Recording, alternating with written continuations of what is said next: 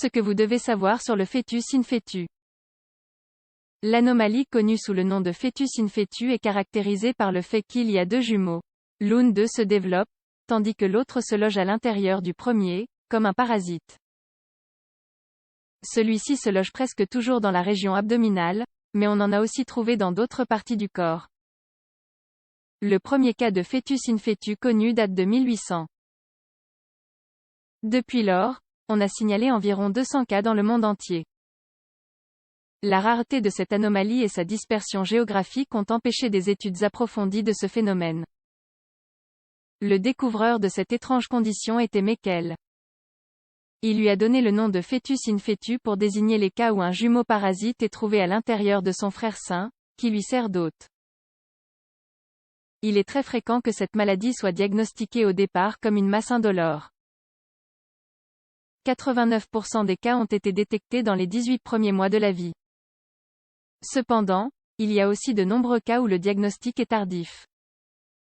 Le fœtus in fetu est une maladie rare ou orpheline. Le fœtus in fetu est l'une de ces maladies qui ont été appelées maladies orphelines, rares ou minoritaires.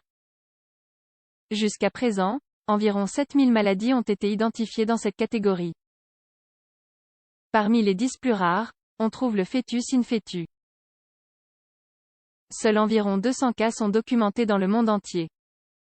On estime que cette anomalie se produit dans un naissance sur 500 000. Dans la plupart des cas, le diagnostic a lieu pendant l'enfance. Cependant, elle a également été trouvée chez les adultes jusqu'à 47 ans. C'est une variante des jumeaux parasites. Le fœtus in fetu est une variante du phénomène connu sous le nom de jumeaux parasites. C'est un état dans lequel il y a deux jumeaux identiques et l'un d'eux a un corps beaucoup plus petit que l'autre. Dans ce cas, le jumeau hôte, ou jumeau autochtone, permet au parasite de survivre, puisqu'il ne possède pas d'organes propres. On a également considéré le fœtus in fetu comme un cas extrême de jumeaux siamois. Le fœtus in fetu est un accident. On ne connaît pas la cause exacte de ce phénomène. On sait simplement qu'il s'agit d'un accident qui se produit à un moment donné dans la formation du zygote. Pour une raison quelconque, les jumeaux ne se séparent pas complètement et restent ensemble quelque part dans leur corps. Tout cela se passe avant que l'embryon ne soit formé. Ce qui suit est que l'un des jumeaux se développe normalement, tandis que l'autre s'atrophie. Ainsi, il reste à l'intérieur du jumeau sain et dépend entièrement de lui pour sa survie. Le fœtus in fetu a une apparence étrange. Il est fréquent que le fœtus hôte meure avant la naissance. Si ce n'est pas le cas, le bébé présente une bosse dans la zone où se trouve le jumeau parasite. Dans 80% des cas, cela se produit dans la région abdominale. Cependant, il est également possible que le jumeau parasite se loge dans le scrotum, le crâne, etc. Le fœtus in fetu est un humanoïde. Une fois extrait, il est enveloppé dans une membrane qui le rend semblable à un œuf de poule. Cependant, il est extrêmement dur et assez grand. Lorsqu'il est sorti de sa coquille, le jumeau parasite paraît blanc. Il meurt lors de cette procédure, car il dépend entièrement du jumeau en bonne santé. Le fœtus in fetu est le tératome. Un tératome est une tumeur encapsulée qui contient des tissus et même des débris d'organes.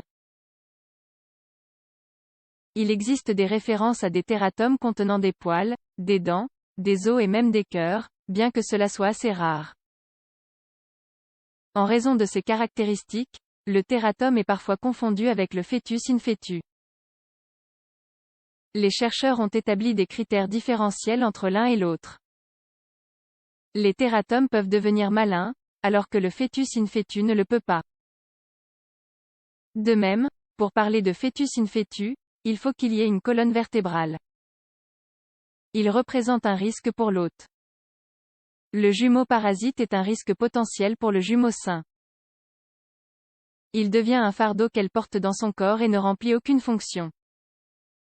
Le jumeau peut peser jusqu'à 1 kg.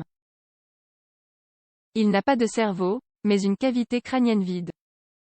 Il n'a pas non plus de cavité thoracique, mais a plutôt une chair solide. Le risque vient également de l'emplacement du jumeau parasite. Comme nous l'avons vu, il se situe presque toujours dans l'abdomen.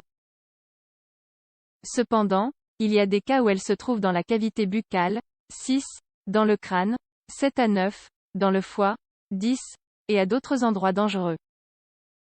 On a signalé 13 cas dans le cadre desquels plus de 2 jumeaux parasites coexistent.